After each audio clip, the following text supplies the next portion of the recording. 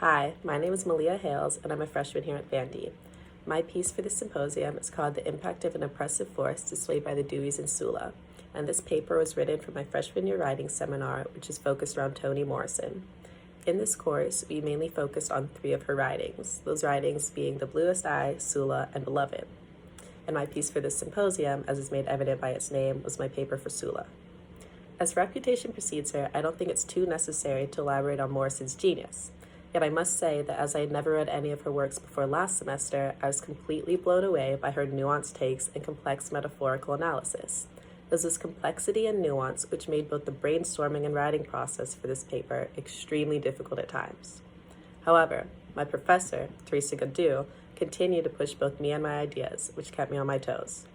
And just to sidetrack for a second, I think I speak for everyone in that class when I say that Dr. Godou changed my freshman year for the better, and she made me into more of a developed writer, as her intelligence, empathy, and poise are truly refreshing and make her the caliber of professor that Vanderbilt aspires for all of its academic faculty to be existing within.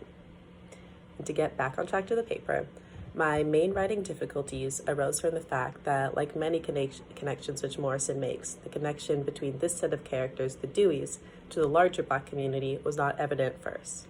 This led to many headaches and arguments with my classmates in editing, so I would sometimes make connections that simply weren't there, and they would consistently have to make me aware of this. Yet when I began to notice how Morrison created a narrative in which the Deweys mirrored the traumatic and oppressed history of the Black community, the writing process became a lot smoother. There are extreme overlaps in being taken away from a mother identity, stripped of individuality, degraded, and continuously searching for community between both groups, which I only began to realize after constant rereadings of the text. It was this ongoing process of reanalyzing Morrison's material that made this writing process such a unique one. As after I finished the piece, I kept saying that no paper had ever made my head hurt so much. I think this was in part due to the fact that the transition from writing in high school to writing in college can be quite a big leap, and that the simple surface-level analysis of an author's work that might have been enough in high school does not cut it now. And for this I'm grateful, because it's nice to be pushed by a professor who you respect and consequently also by yourself.